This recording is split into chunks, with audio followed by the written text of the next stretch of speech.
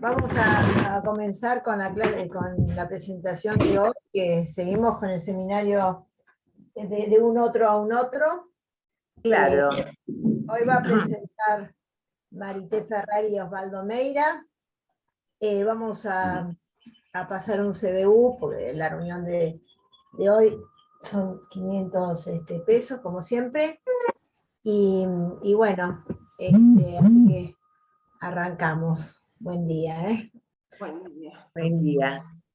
Bueno, un poco lo que vamos a comentar es que no vamos a seguir estrictamente, diríamos, al pie de la letra. Sería el último punto que nos había quedado desarrollar esta clase, que está articulado con la clase anterior, donde Lacan va a desarrollar una pregunta o una objeción que le hace un participante del seminario respecto del par ordenado.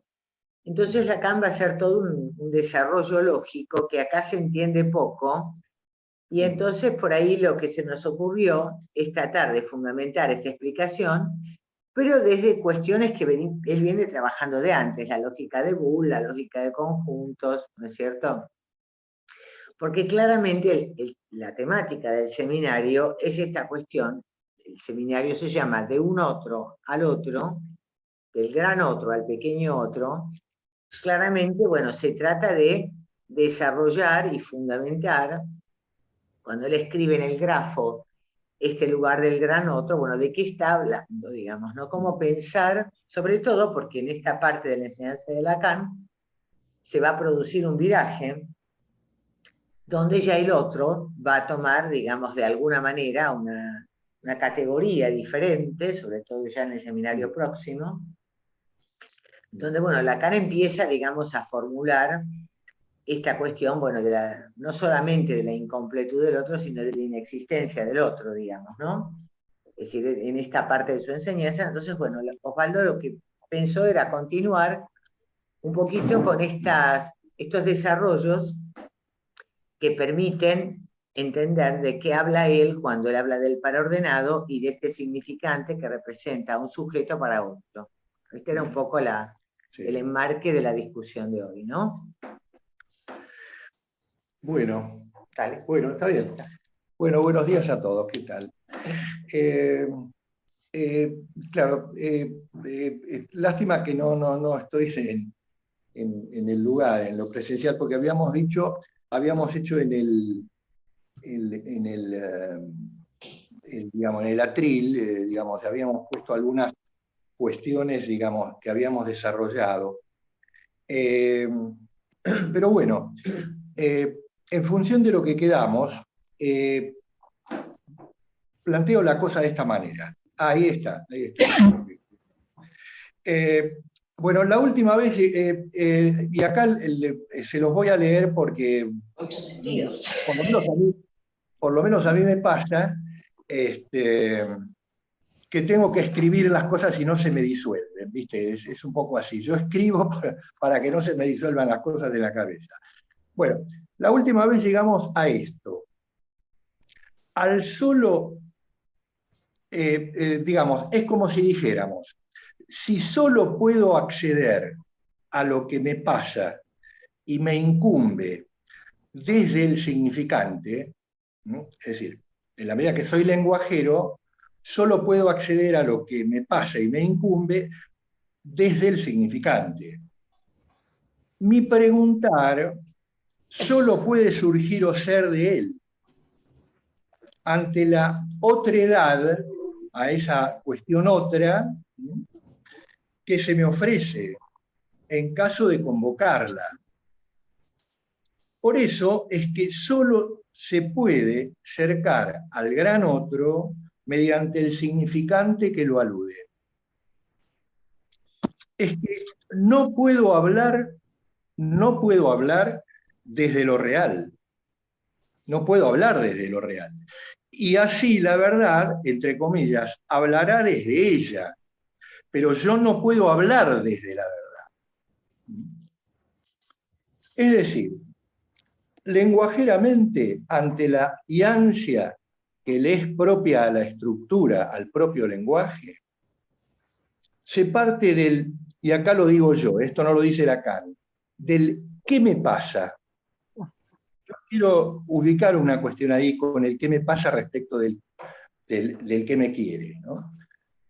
La estructura, entonces, yo digo que se parte del qué me pasa y del qué me quiere el otro. Son las dos cuestiones, estas dos preguntas fundamentales.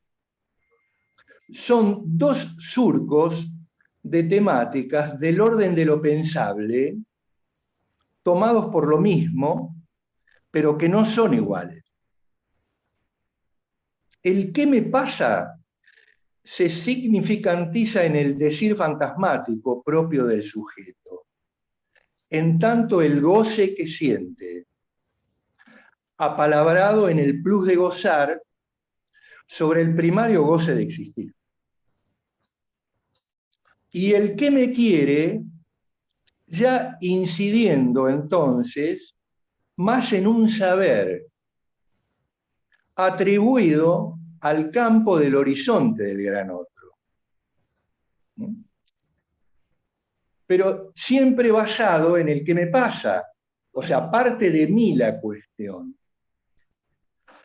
Hay en el que me quiere un mayor preguntar sobre el saber de aquel que me responda, de aquel gran otro que me responda. Por lo que permite tal suposición un más claro juego en el secuenciar significante y entonces un más profuso uso de un abarcante pensar. Es que en esto, yo digo acá, ¿no? Los griegos echaban mano a una palabra, que lo habíamos visto la vez pasada, el noein. La palabra noein.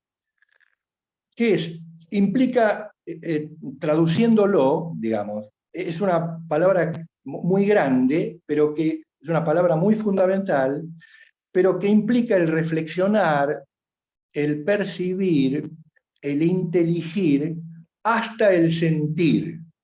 Todo eso era noein para ellos. En el campo, estando, digamos, todo capaz de ser tomado por el pensar, estando siempre el noein en el campo de la otra palabra que le es fundamental, que es psique. La otra palabra griega es psique.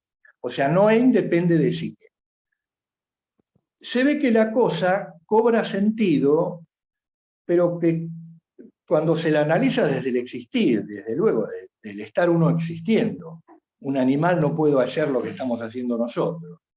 Obviedad a la que constantemente hay que considerar, porque solo son de la existencia, ex-existencia, los hechos reales del pensar en el decir, y entonces así abriéndose el surco del que habrá un gran otro que sepa por el hecho de estarse habilitado al suponerlo, por el hecho de estar uno habilitado al suponerlo. Esto es muy importante, porque en esa pregunta del qué me pasa y qué me quiere, que finalmente está referida al otro, hay una suposición real de que ese otro sabe, de que el otro sabe. Pero, entonces dice, los hechos reales del pensar y el decir, y entonces así abriéndose el surco del que habrá un gran otro que sepa por el hecho de estarse habilitado al suponerlo. Pero, por la ansia del lenguaje, o sea, el agujero que está en el propio lenguaje, ocurre que tanto el alguien aquí, el sujeto, el que está en juego, que no se contiene a sí mismo, esa es la característica, ahora lo vamos a ver, porque es un elemento, digamos, es una unidad, es un elemento, una cosa, en este caso el sujeto, que tiene la característica de no contenerse a sí mismo, en el sentido russelliano. Entonces dice, alguien aquí en juego que no se contiene a sí mismo, como el otro también, como el gran otro implicado en este juego, no carece de su barradura. O sea, ambos, en la medida que son instancias del lenguaje, no puede tanto el sujeto como el gran otro estar fuera de la barradura que les impone el lenguaje. ¿Se entiende esto? Es una cuestión concreta. Entonces dice... Una manera no sería decirlo, no pueden serlo todo, ¿no? Porque me parece que acá la lógica... Pero justamente... Claro, que va recorriendo esto es que el no poder contenerse a sí mismo implica no poder serlo todo, ¿no? Por eso esta cuestión de que la verdad no puede decirse toda, y toda esta línea que va recorriendo... Claro, pero a lo que voy, que en la medida que somos entes del lenguaje, sí. Es decir, estos dos, digamos, entes sería el sujeto y el gran otro, no pueden prescindir de formar parte de un todo que no está cerrado, es un todo abierto. El del lenguaje. El del lenguaje. Entonces, como el otro implicado en este juego no carece de su barradura también, por lo que ambos están, en lo no obstante, riguroso de su universo abierto. Es decir, el hecho de que pertenezcamos a un universo que no está cerrado, sino que está abierto, no implica que se puede hacer cualquier cosa, digamos, no implica que no tiene ese horizonte del gran otro y ese horizonte del sujeto, digamos, como instancias del propio lenguaje, no significa que no tengan una rigurosidad que les propia. Entonces vayamos un poco a la cuestión. Entonces, hay el gran otro. Cuestión del gran otro abordado o abordada desde su posición, a través del significante que dice de la relación con él. Así, entonces, tenemos al par ordenado, el S flechita, en este caso, A. El par ordenado. Que supone ese orden, ¿no? Una demanda de... El par ordenado. Entonces tenemos... Para que tengo acá lo que tengo a decir. Acá les quiero plantear algo que a mí me pareció importante. Por lo menos se me ocurrió en función de que lo iba pensando. Es muy curioso esto. Porque dice, porque pongo, no puede reflejarse en el dibujo del par ordenado ese, o sea, significante, flechita, A o gran otro.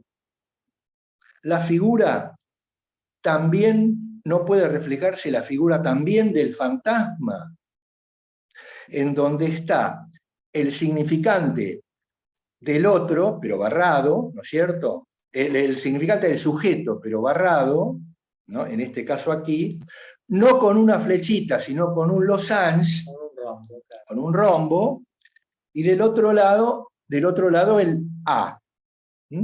¿Se entiende esto? En donde una es la vía del saber buscado en la suposición del gran otro, el par ordenado. Y la otra es la del sujeto del deseo dado entre significantes en relación con el A, que es su causa. Que es el pequeño A. Que es el pequeño A. Se entiende que acá, porque en este seminario él trata fundamentalmente cuando dice del gran otro al pequeño otro, digamos así, pero que en realidad ahí está ubicado todavía ese pequeño otro como el semejante, ¿no es cierto? Como el semejante o el prójimo que está puesto acá, pero que está todavía en la miga freudiana de ser el objeto parcial. Todavía no está referido muy claramente a lo real del objeto A, a lo real del objeto A, que es lo que es de lo que del gran otro, del gran A, sería Lacan quiere llevar en este seminario, por eso, como decía Marité, es un seminario muy transicional, porque quiere llevar de esa gran A a esa pequeña A. Pero acá tiene que estar juntos. ¿Por qué? Porque justamente siempre, como lo habíamos dicho la vez pasada, siempre el ser es con, siempre el sujeto es con esa otra edad, siempre es con esa otra cosa.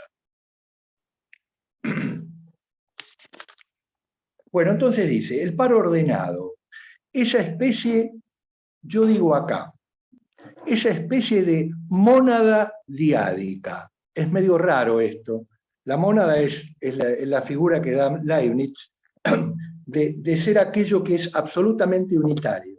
Pero en este caso sería este par ordenado el alien, porque el alien, en este caso el existente, el alien, el propio del sujeto,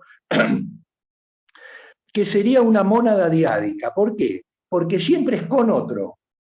Siempre es con otro, siempre el sujeto es con otro, no puede ser el sujeto, no hay una posibilidad, digamos, unitaria del sujeto, no hay una posibilidad unitaria del sujeto, siempre es con otro. Entonces es una mónada diádica que el alien en sí mismo tiene con el otro. Es eso que el alien en sí mismo tiene con el otro. Horizonte para el canalizar una demanda, entonces. Para el canalizar una demanda, por la que él se siente demandado. Es una demanda propia por su goce. En la medida que el sujeto es gozante, se siente él primariamente demandado. Por eso yo digo acá, planteo acá, el que me pasa. Es de ahí que viene el que me pasa.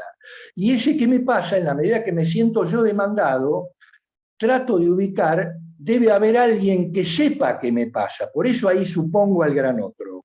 Entonces dice, en tanto, para el canalizar una demanda por la que él se siente demandado, en tanto su condición abierta y sin fundamento de ser gozante, y entonces él a esto sentirlo corporalmente, por eso es la cuestión del goce, estando en este caso el gran otro mismo también abierto. Habíamos dicho porque ambas son instancias lenguajeras. Es que la apertura es lo propio del todo aquí. Es decir, acá hay una cuestión que después vamos a ver, por qué los matemáticos modernos abren a lo que sería toda la manera euclidiana y aristotélica de plantear al todo y a lo universal y lo particular. Los matemáticos modernos, ahora lo vamos a ver, a partir de Boole, instalan una cuestión en donde esa manera de tomar lo universal y lo particular, euclidiana y aristotélica, se ve rota. Entonces dice, es que la apertura es lo propio del todo aquí. Es un todo abierto. Es el todo abierto de la estructura lenguajera, por su ansia, la que comanda sus efectos y consecuencias, tanto para el sujeto como para el gran otro. Es por ello que el gran otro, ese, si se quiere, pretendido ente, si lo ubicamos medio como ente, integrante del todo demandado, ese gran otro forma parte del todo, del universo demandado, participa con su barradura por tal ansia al ser un ente lenguajero y haberse producido el estado ansioso, es decir, el lenguaje mismo instala el estado ansioso del sujeto y del gran otro. Entonces, presente en el sujeto y en él. A su vez, entonces, se genera la cuestión de esto que veíamos la vez pasada, de algo que está adentro y está afuera. No sé si se acuerdan, la otra vez estábamos hablando, cuando hablábamos del par ordenado, había cosas que quedan adentro y había cosas que quedan afuera. Es lo que trabaja él en la clase, ¿no? Es lo que va trabajando él en la clase. Entonces, a su vez hay un adentro y un afuera en todo esto. En el alien que tiene su barradura, que le vuelve desde el gran otro, que también la tiene en el flujo moebiano que hay entre ambos.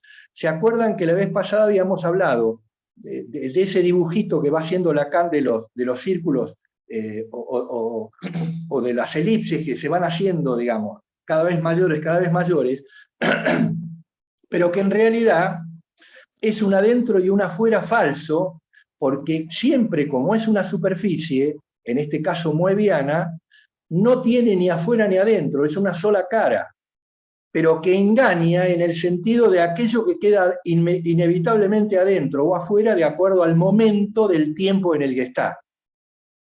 Bueno, es una cuestión moebiana que Lacan la explica, digamos, las elipses esas que, que están en el dibujo, son elipses moebianas que implican directamente la conformación de la botella de Klein o del cross-cup, ¿no es cierto? Es decir, en el sentido de que no hay una adentro, hay una afuera, pero cada vez se va haciendo cada vez más profundo hasta llegar a una nada, que sería el agujero. Esa sería la idea, digamos, de la superficie, de la topología de superficie que trae el cross-cup o la botella de Klein. Entonces dice, ese flujo moebiano que existe entre el sujeto y el otro, causado por su condición gozante, por la que no puede sino demandar. Entonces vamos, o sea, es decir, el que me quiere del grafo que veníamos hablando es referido al gran otro. El que me quiere es referido al gran otro.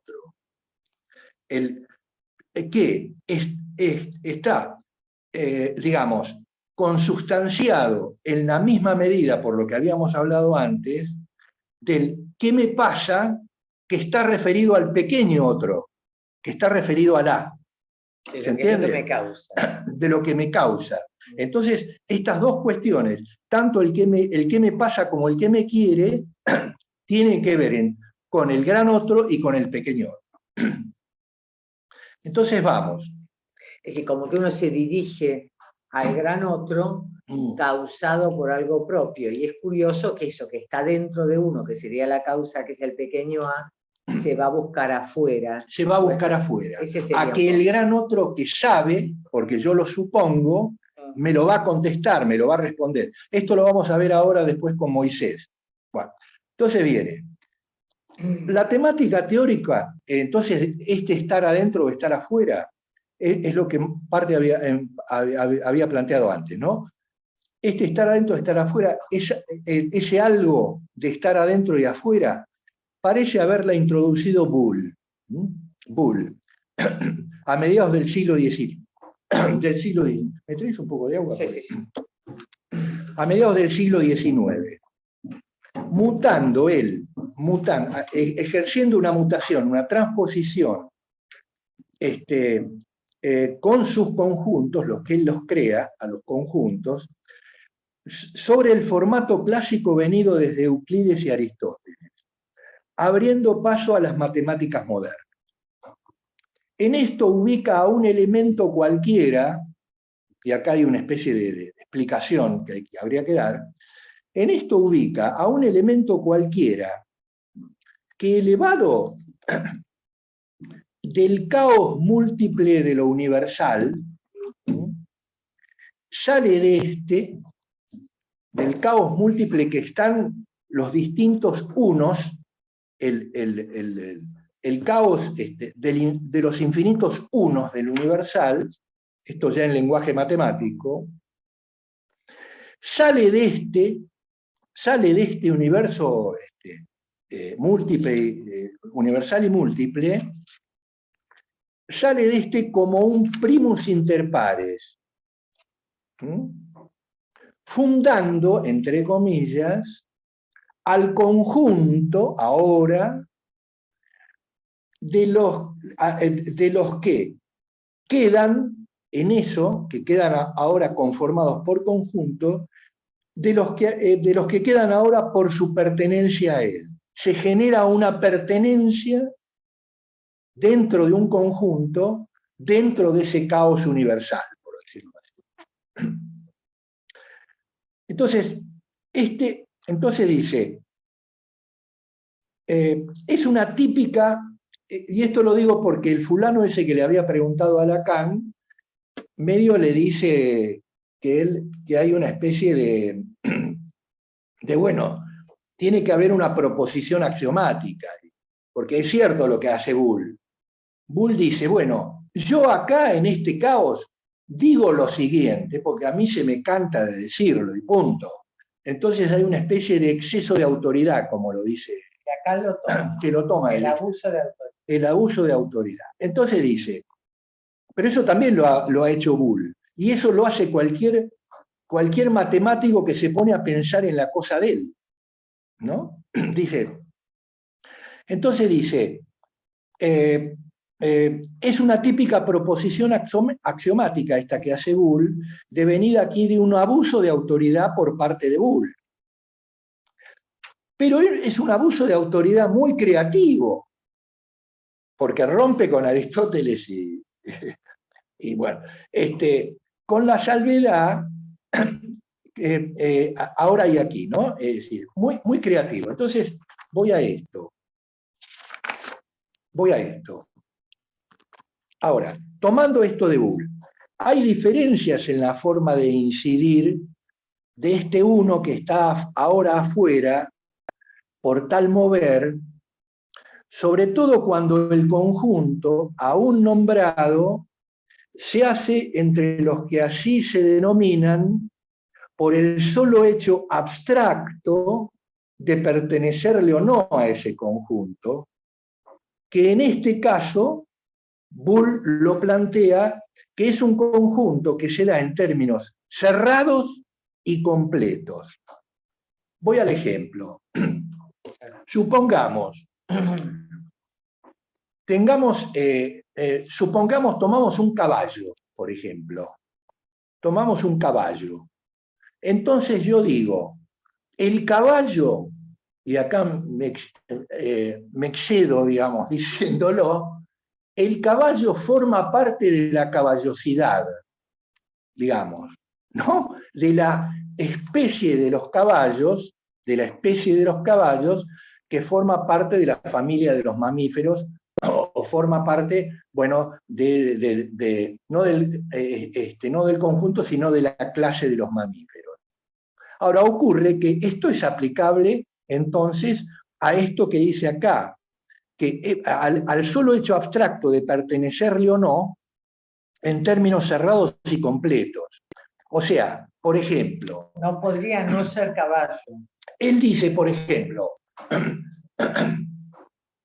pero el caballo tiene la característica de que no se pregunta él ser un caballo. Resulta que lo han metido en la caballosidad o en la especie en la especie de la clase de los mamíferos sin que él se lo pregunte. ¿Por qué? Porque él está absolutamente en los términos cerrados y completos de esa clase.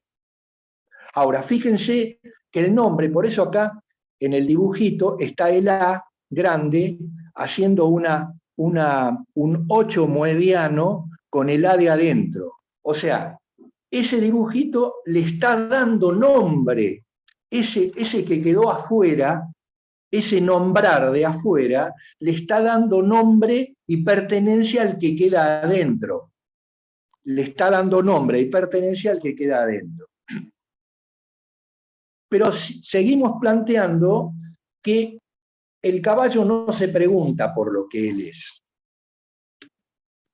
Y el hablante sí. Bueno, o si es el de aquellos elementos, pero entonces, si aplicamos ahora lo de Bull, tenemos que ubicarnos en que estamos en una serie de elementos que somos, que no nos contenemos a sí mismos por el goce que nos acosa a sí mismos. ¿Se entiende? Entonces, hay que aplicar acá lo de Bull a lo que somos como tal en términos de existentes. Entonces, hay entonces una distinción entre un directo, entre comillas, estar afuera por la sola cuestión de estarlo, al ser el nombrante abstracto de una clase o conjunto, y el de, en términos de la crucial ahora pertenencia, ser el referente de esta por lo ansiado del asunto al moverse situaciones de identidad. ¿Por qué nos mueve esta cuestión del no saber qué somos y preguntarle al gran otro? Porque nos mueve esta cuestión a una situación del no saber qué somos y nos mueve a una cuestión de identidad. Ante el percibirse la levedad de la existencia. Ahora enraizada en la carencia de fundamento por la ansia que le es estructural al mismo lenguaje. O sea, nosotros tenemos un fundamento que está desfondado. Esta es la cuestión. Esto es propiamente heideggeriano. Así, no son iguales entonces las condiciones del nombrador del conjunto y su influencia constante y ardiente en él, entonces por su estar adentro y afuera. Ese primus inter pares que de alguna manera nos da nombre, y nos da nombre y pertenencia, también está adentro, porque sigue incidiendo en la pertenencia, con el nombre concreto del pertenecer a la clase, sin ser ningún incidir en ella por su estar directamente afuera de ella. Es decir, el caballo no sabe que él es un caballo de la caballosidad, pero nosotros de alguna manera seguimos de alguna manera teniendo y nos sabemos pertenecer digamos, hacia el conjunto en el que estamos, pero porque nos estamos continuamente preguntando y queremos que el otro responda. Eso de querer que el otro responda ahora viene con el tema del Moisés. Bueno. Digo, para dar media hora de discusión. Un segundito. Bueno. Entonces ahora vamos. Bueno, y aquí dejamos esto, porque yo entonces acá quería ver esta cosa del preguntarnos por qué, quería entonces pasar a lo...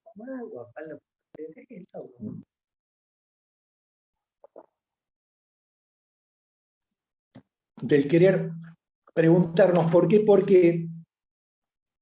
porque tomo esta frase que después...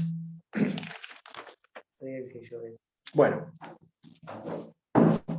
que aquello de que dice, la verdad dice yo, acá sí es un párrafo propio del, si lo quieren leer, del seminario de la página 63 abajo. Entonces, Lacan nos lleva a este punto. Esto es ahora de Lacan. La verdad dice yo, y ven ahí definidos dos campos extremos. El primero es ese donde el sujeto solo se orienta por ser efecto del lenguaje, efecto del significante. Es sujeto del deseo, acá es el sujeto del deseo. Ese donde hay patos del significante sin haberle cargado todavía nada al sujeto o en nuestro discurso. Es el campo del hecho, y después, en segundo término, está lo que nos interesa. Porque el significante, ¿para qué sirve? Para nombrar a las cosas, digamos así, ¿no? Eso es lo que venía planteando, entre el dicho y el hecho. Pero acá viene lo que quiere plantear, que después va a ser totalmente trabajado lleva directamente a la apuesta de Pascal. Y después, en segundo término, está lo que nos interesa realmente, no darle nombre a las cosas. Y que no se esbozó tampoco en otro lugar, más que en el Sinaí, a saber, lo que dice yo. Entonces dice, perdón por en el Sinaí, me acaba de brotar entre las piernas. No quería lanzarme sobre el Sinaí, pero como acaba de aparecer, es preciso que justifique por qué. Hace un tiempo yo había comenzado a interrogar la traducción de cierto H. Bueno, no sé, pero él mismo dice que no sabe pronunciar en hebreo. En torno de esta pequeña falla de mi discurso que se llama Los nombres del Padre y que permanece abierta. Siempre va a ser en relación a esto, en relación a la excomunión. Los metafísicos,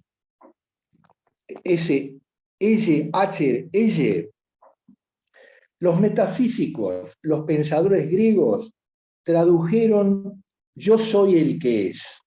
Ahora después vamos a ver esto. Porque por supuesto necesitaban al ser.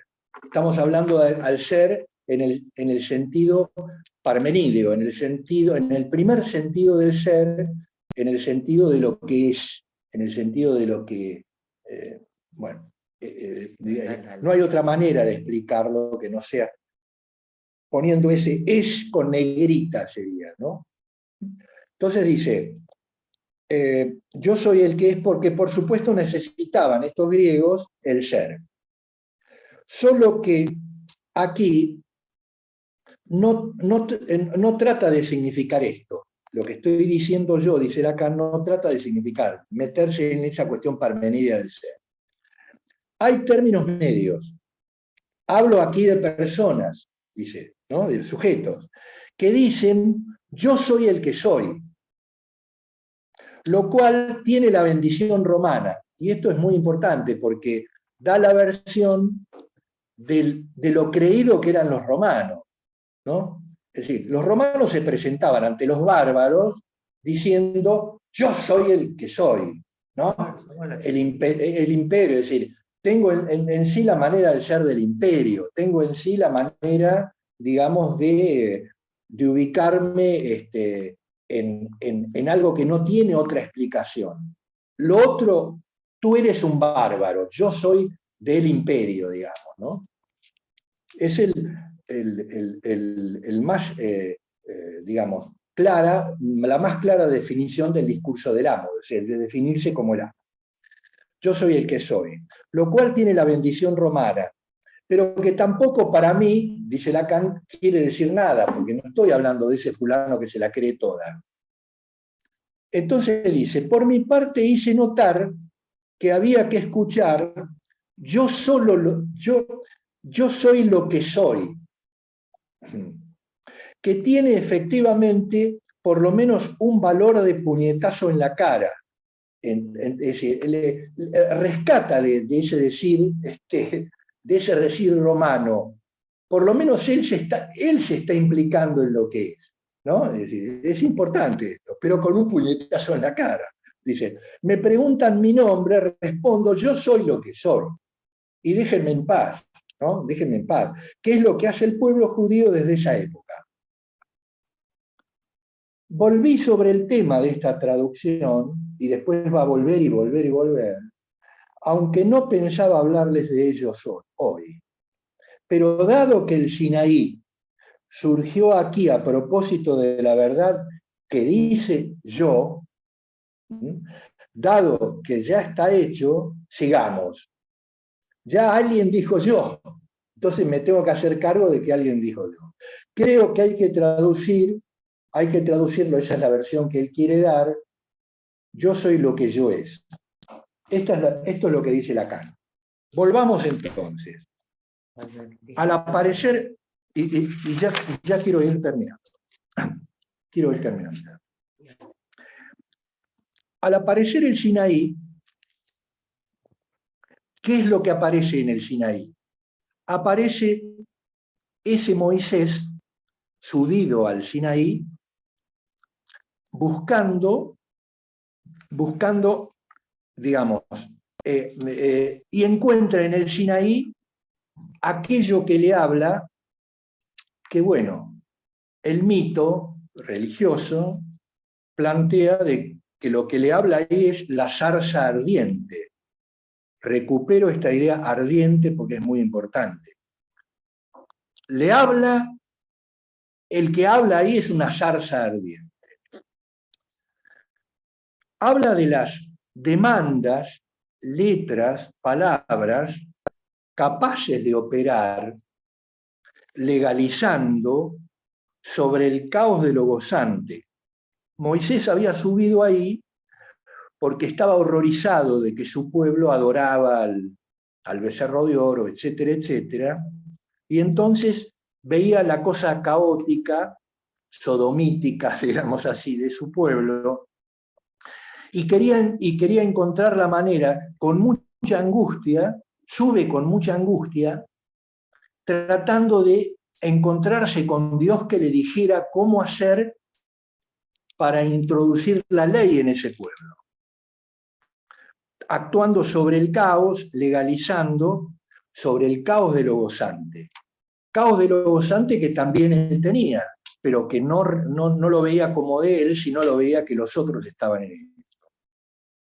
Entonces, es la cuestión de la existencia, ex-sistencia, remitida solo a lo que es.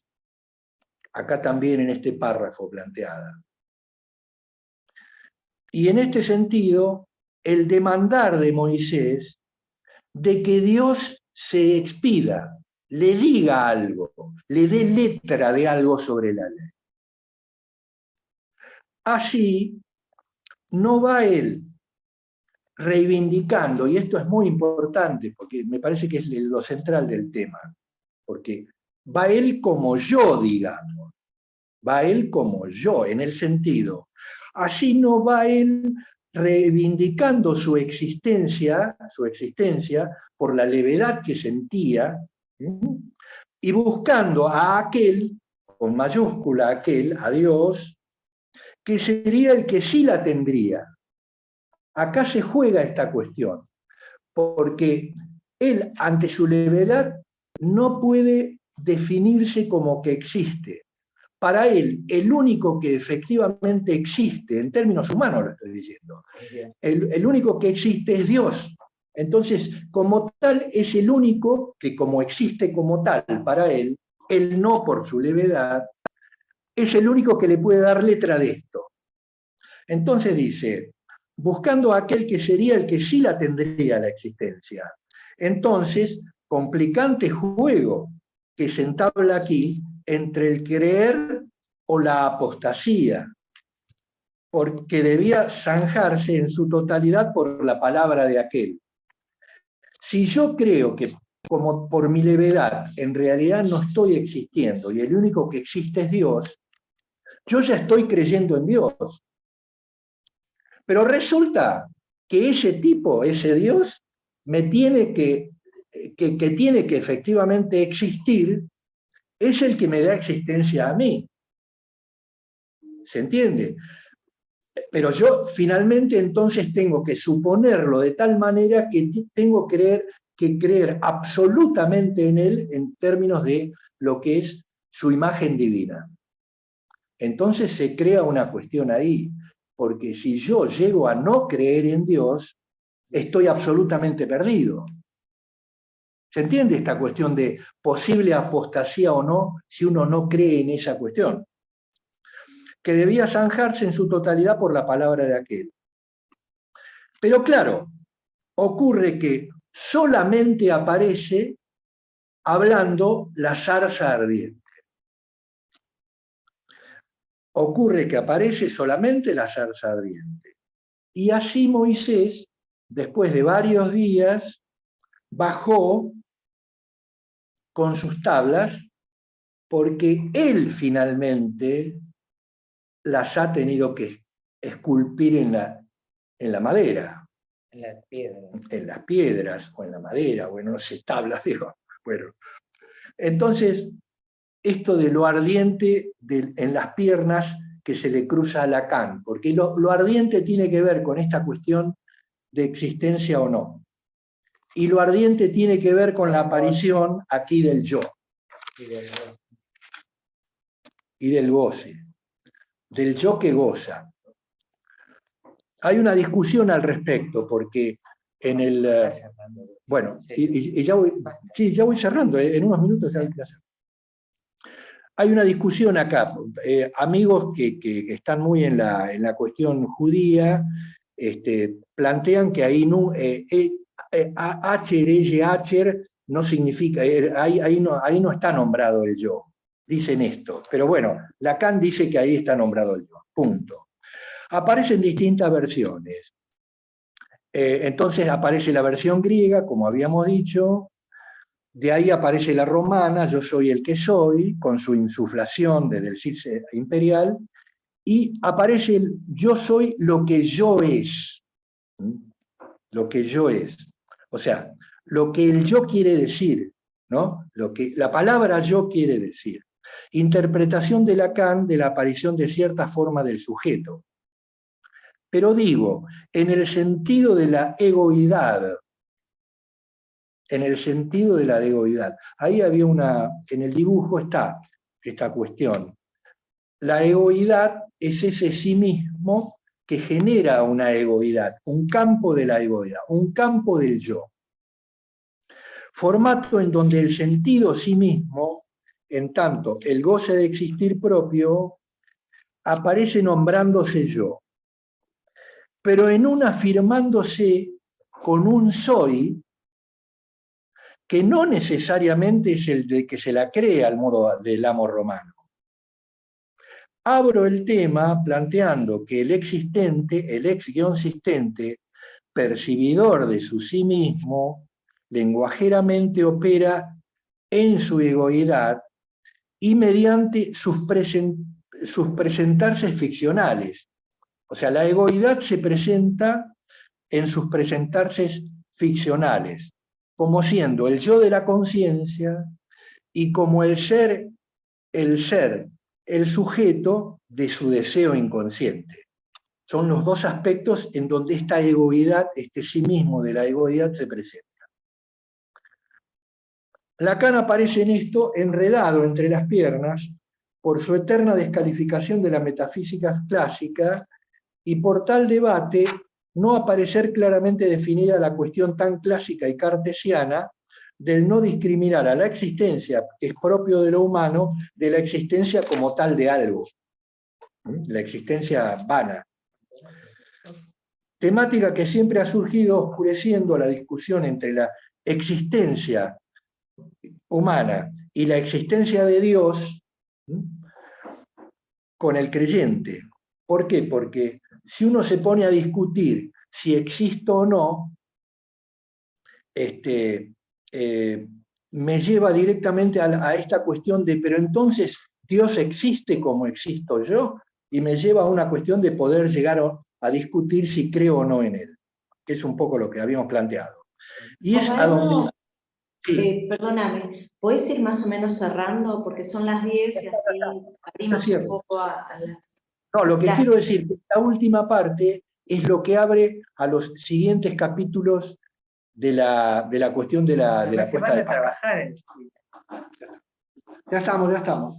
Bueno, hasta ahí, ahora bien. No, yo lo único que quería plantear era que lo dejaba para la discusión, era esta cuestión de, porque hay un tema que toda esta parte del seminario, Miller la intitula como la inconsistencia del otro, ¿no? Si uno mira cómo está armado. Y bueno, finalmente me parecía interesante, digamos, esta pequeña frase que está al final de la clase, decir como escuché, repetir, haciendo eco de mi articulación, que no hay universo de discurso, significaría que no hay discurso del todo, ¿no?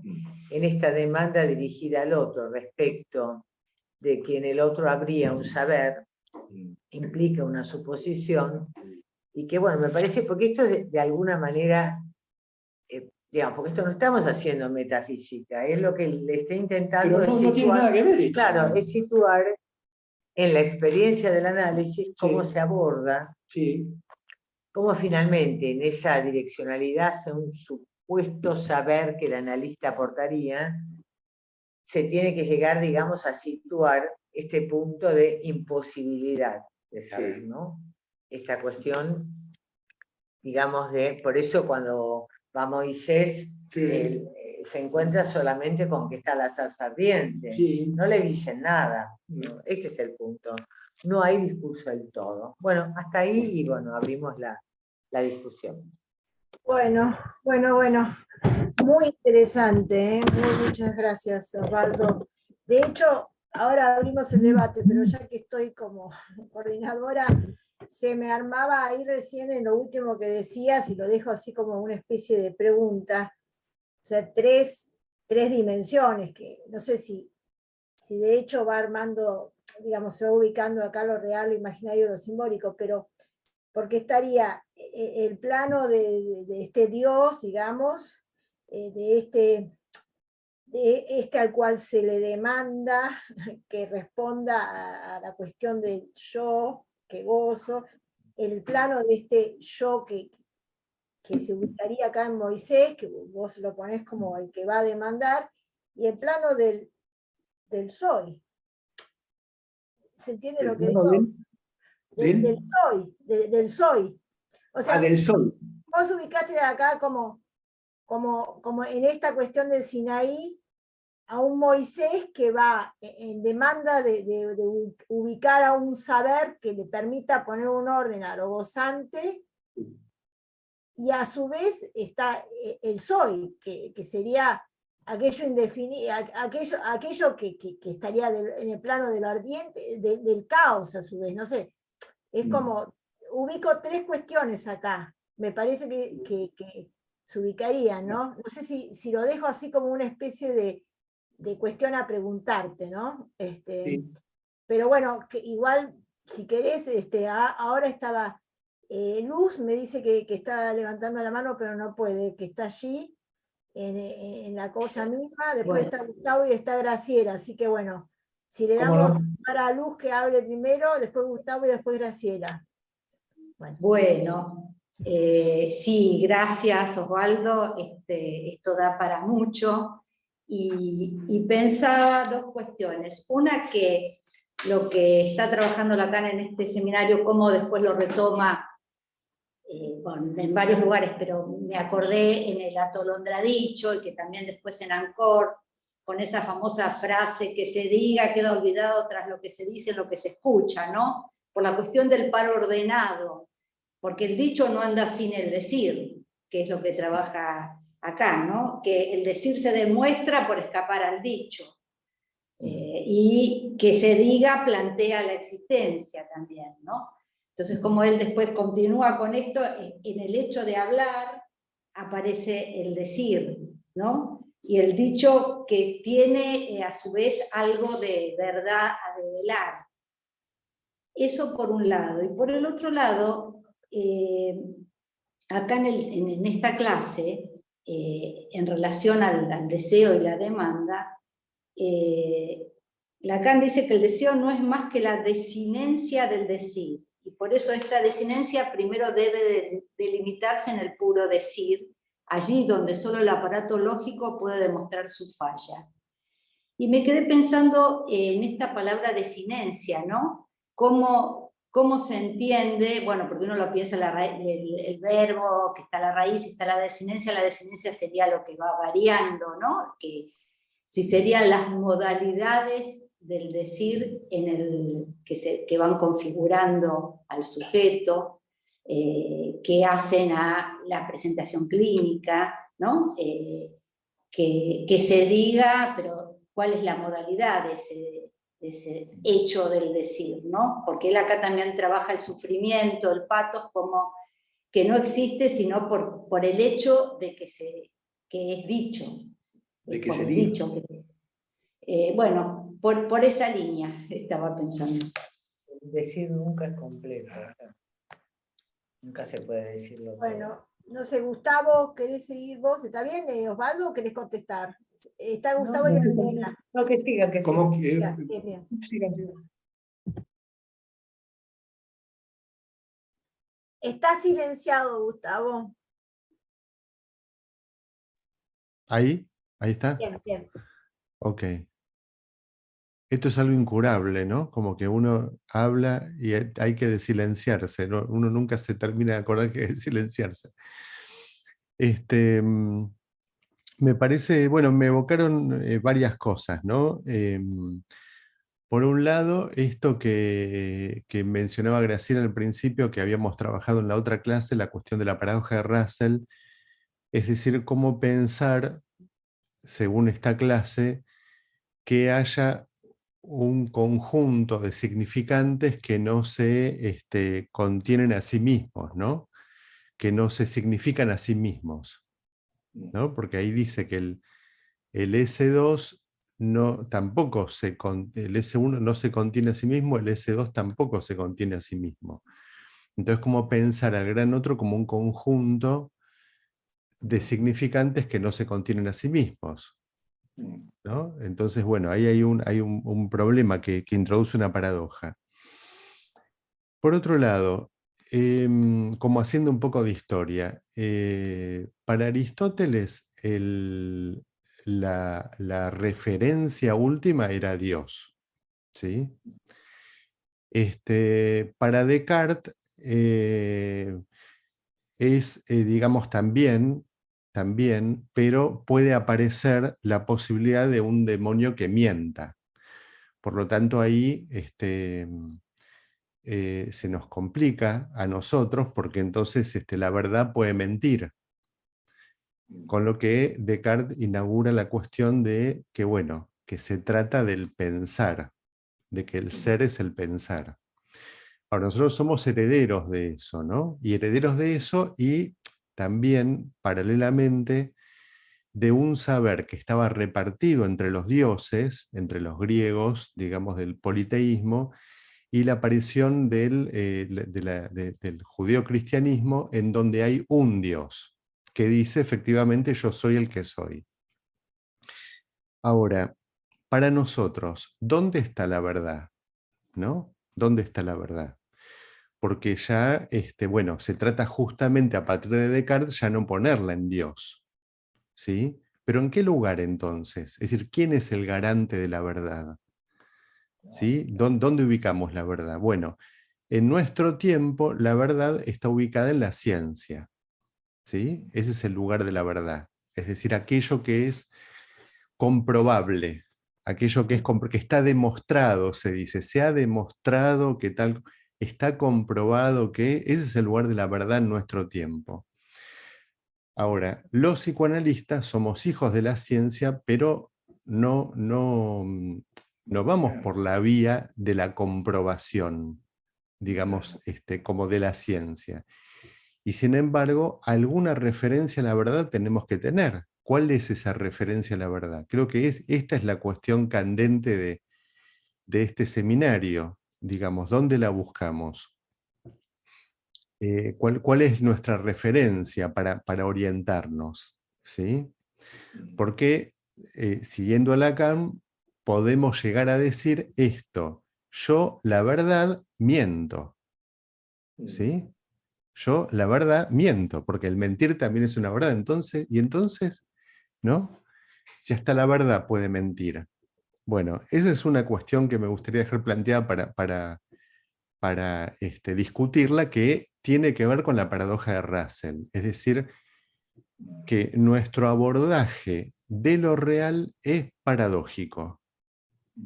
Es paradójico. No es unificante, sino que es paradójico. Y ahí tenemos que arreglárnosla, ¿no? ¿Para qué? Para no hacer metafísica. Este es el punto. Nuestro riesgo es todo el tiempo deslizarnos a la metafísica. Y en ese sentido, nosotros apuntamos a la ciencia, ¿no? Bueno, ahí está nuestra paradoja. Esa es una cuestión. Y otra cuestión que quisiera discutir con Osvaldo, porque hay cuestiones ahí que no sé si estoy de acuerdo. Por ejemplo, vos, Osvaldo, planteás el primario goce de existir, ¿no? Sí. El primario goce de existir. ¿Hay un goce primario del existir?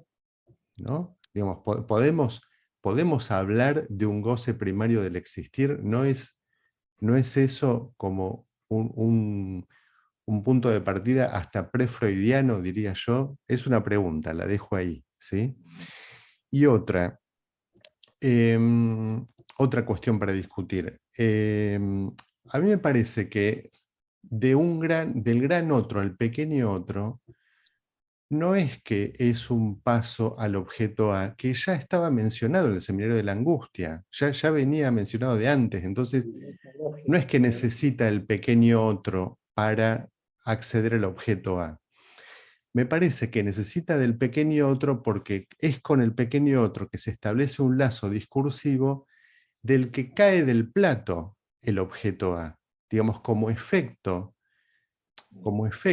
de ese lazo con el pequeño otro, cae el objeto A.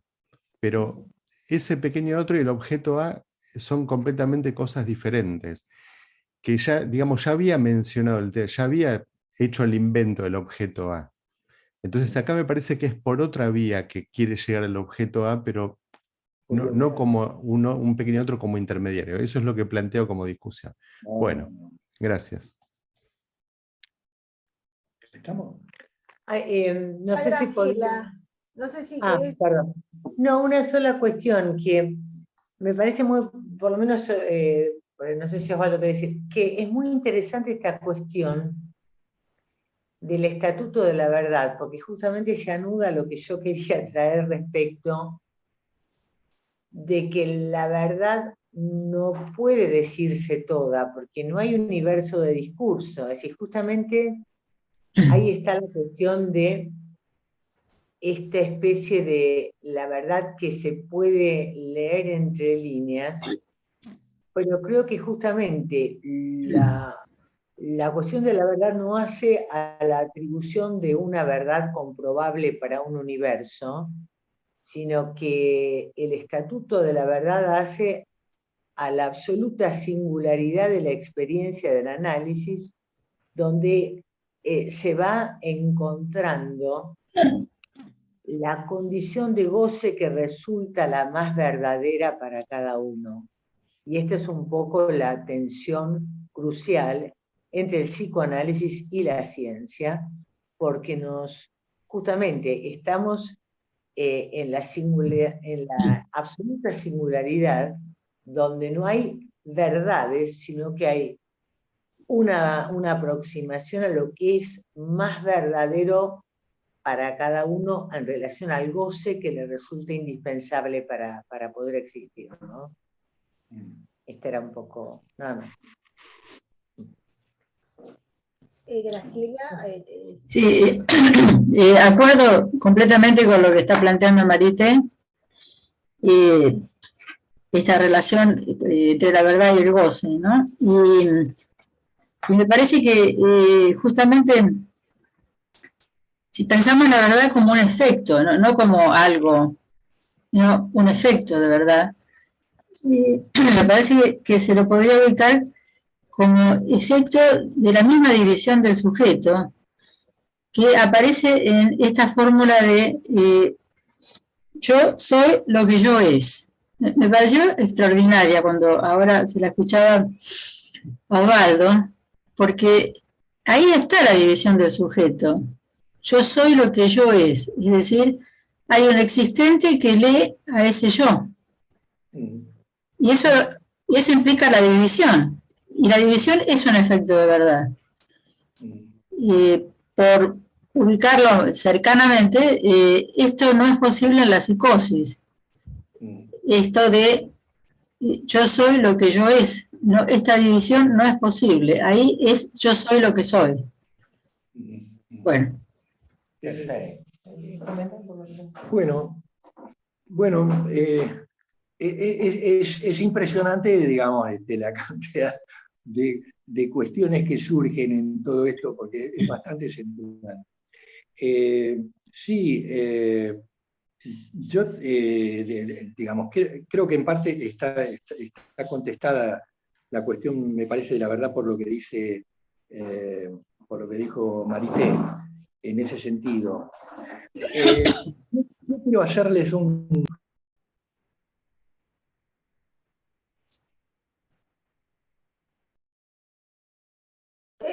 Osvaldo, te silenciaste. Está silenciado. Sin querer lo silencié yo. Ah. Te silenciaron. Espera, Osvaldo, que no estás...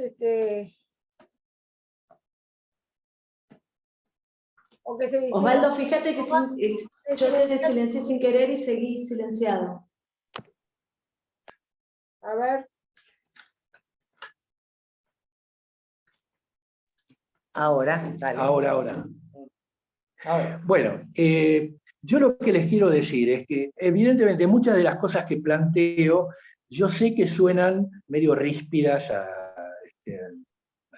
pensar, digamos, como un nuestro, digamos así. ¿No? En nuestro digo porque es cierto, yo estoy en parte adentro, en parte, aparentemente estoy en parte adentro, en parte afuera, nombrando desde adentro y de afuera, como le decíamos con el gran otro. Pero a lo que voy es, yo realmente no tengo un temor, digamos, a esta cuestión de la metafísica. Yo sé que no hago, no tengo que ver nada con la metafísica.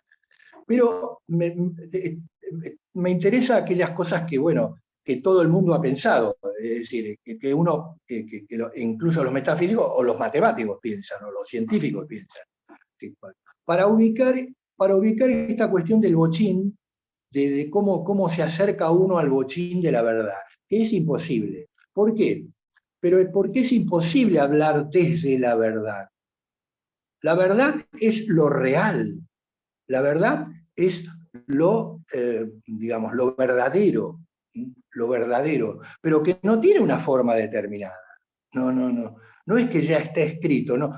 En ese sentido, no soy platónico, ¿no? Es decir, es el campo del dicho, como ¿no? dice Luz, claro, hay que decirlo. Me mantengo en el decir, y en ese sentido, bueno, vos vas aproximándote, digamos, a aquello que te indica ese bochín, pero ese bochín lo tiene uno en la cabeza, no es que exista ese bochín.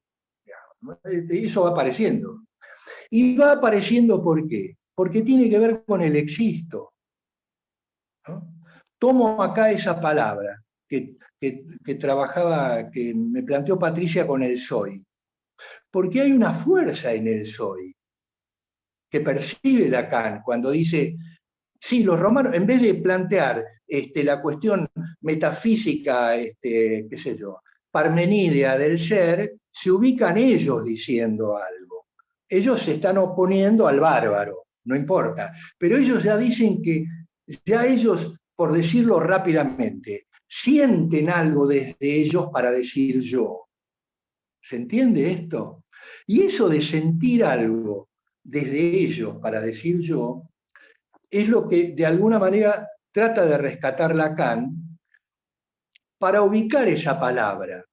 Ahí surge esa palabra yo, pero surge de algo que es un sí mismo, de algo que se siente. De un goce que los habita. De un goce que nos habita. Claro. A los romanos los habita el goce del poder, y en ese soy el que soy, bueno, y queda semidicho ese goce que los habita. Y en esa cuestión del existo, yo en esto sí, ahí hago algo que bueno, lo pensé yo, qué sé yo, pero cuando digo que el existo es la tercera palabra que hay que agregar a lo cartesiano.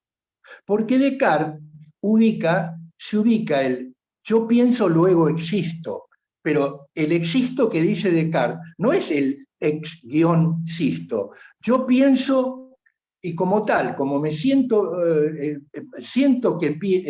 estoy sintiendo que pienso, soy un ente como tan importante y tan claro y tan verdadero como la mesa que yo tengo delante mío, de lo que existe delante mío. Yo existo igual a eso. ¿Por qué? Porque Descartes, ¿qué es lo que quiere plantear Descartes científicamente?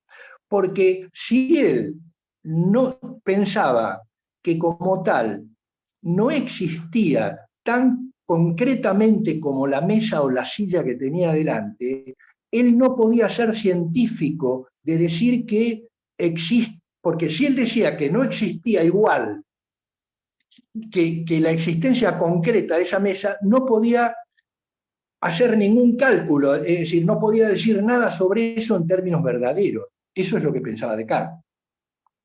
Entonces hay una tercera cuestión, que es que se plantea fíjense, se plantea en esta cuestión que trae Lacan con De Morgan, ¿no? Cuando dice, ¿qué es lo que hace el psicoanalista cuando se tira a la pileta en términos transferenciales con su psicoanalizante? Se tira a la pileta diciendo, yo no pienso y yo no soy. Yo no pienso y yo no soy. Pero eso lo dice porque existe. Eso lo dice porque él es alguien. Entonces, esa cuestión, porque si yo pensara en términos de cartesianos, si yo no pienso, yo no soy, no es que ni siquiera puedo decir soy nadie, no soy nada, no estoy ahí, no puedo, pero para decir que yo no pienso y yo no soy alguien ahí, soy alguien ahí. Entonces, ese alguien, y esto tomo para discutirlo después con Gustavo, ¿no? Porque me parece esto importante, es decir, tomo esta cuestión del goce de existir. ¿El goce de existir qué es? Es el goce primario del tipo que existe. Distinto es el gozar de la existencia. Para mí gozar de la existencia te lo trae Lacan en el Seminario 3, que es, por ejemplo, el gozar del atardecer. Es la paz del atardecer, por ejemplo. Ahí es darle a la existencia un lugar de goce que primariamente no tiene ese lugar de goce. Tiene el goce de existir, el goce de existir tiene que ver con lo pulsional, tiene que ver con aquello que da existencia al ser humano, pero que hay que apalabrarlo, como hacía Moisés, que hay que apalabrarlo porque, bueno, y ahí está esta cuestión.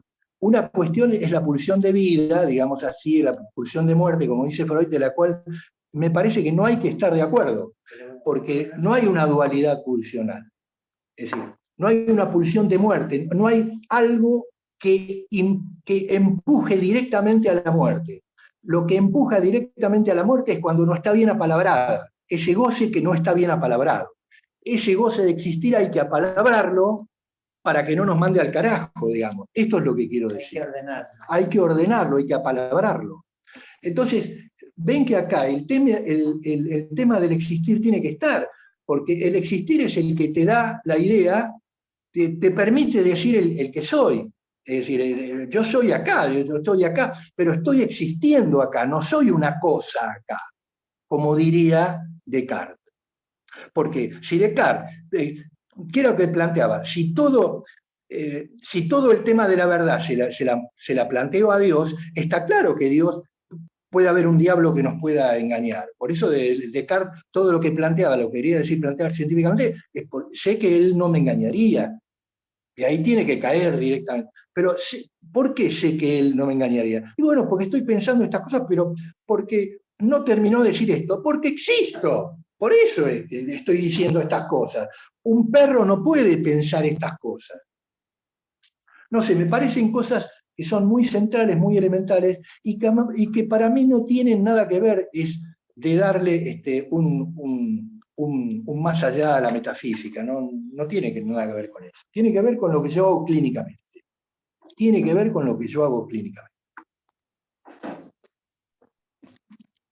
Sí, no sé, Marité, No, sí, que me pareció interesante ubicar que en el yo soy, lo que yo es, esta cuestión del efecto de división subjetiva, ¿no? Me parece que este es el punto, digamos, bueno, que también le pasa a Descartes en el sentido de que él necesita apelar a Dios para poder, digamos, darle consistencia a esto que él pretende hacer para darle un estatuto posible a la ciencia, sin que él lo sepa.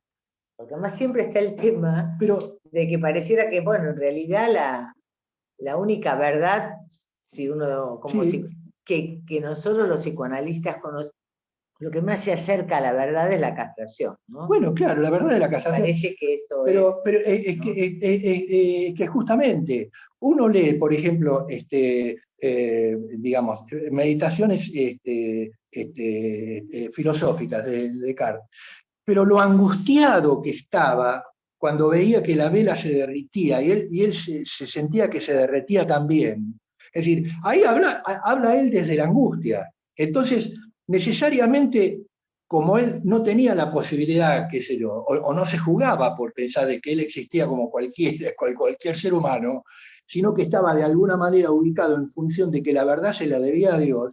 Y bueno, en esto no me tengo que agarrar de alguna, es lo que hace Moisés. Moisés va muy angustiado subiendo al Sinaí, tratando de ver, él supuestamente tratando de ver, porque él ya sea como dirigente que era, como caudillo que era ¿no? de su pueblo, es decir, a ver cómo hago para que estos bárbaros de mierda, déjense de joder, no gocen tanto. Bueno, pero él sube con esa angustia, pero no se hace cargo de que esa angustia es porque es lo que existe dentro de él, digamos, lo que le da existencia. No hay otra posibilidad de que no. Lo que le da existencia. Entonces, esta es la cuestión. Esto lo vamos a ver ahora con la apuesta de Pascal. O sea, Pascal lo que hace es meditar totalmente, fríamente. Esto toma al Dios de los filósofos, ¿viste? Se ubica con justamente, Pascal fue el primer calculador, el primer matemático calculador de esta cuestión. Y le quiero decir a Gustavo también, no, es cierto lo que vos decís respecto, yo por ahí no quedó claro, no es que yo quería decir en el sentido del A, ¿no? del objeto A. El problema que el objeto, el problema que el objeto como tal, pero no digo el objeto, la objetalidad como tal, nos lleva a estas cuestiones de diseminación, en donde la cosa se disocia y se tiene que consustanciar con distintas cuestiones, digamos. Pero en realidad, la idea de la objetalidad del otro, porque nosotros no somos solos, sino con, la objetalidad del otro nos lleva a darle forma de objeto, a algo que no lo puede ser nunca. El objeto A es real, nos lleva, el lenguaje nos lleva a ubicar la cuestión de lo real que es. Y en ese sentido, nosotros no podemos, sino en la medida que somos lenguajeros y funcionamos dentro de la existencia significante, en forma significante, no podemos hablar desde lo real, hablamos desde el lenguaje. Y desde el lenguaje decimos algo que para nosotros puede ser verídico o no. Pero hablamos desde ahí, no podemos hablar desde la verdad. Es imposible hablar desde lo real. Me parece que está claro esto. Bueno, ya estamos sobre la hora y seguimos con la clase de Mónica. Bueno, los que se quieran quedar, gracias, gracias Osvaldo, Marité y todos los que estuvieron ahí trayendo también sus ideas. Paramos 5 minutos. Paramos. Paramos 5 minutos y volvemos acá para lo de Mónica. ¿Bien? Bueno. Bueno. Gracias. Nos vemos la próxima.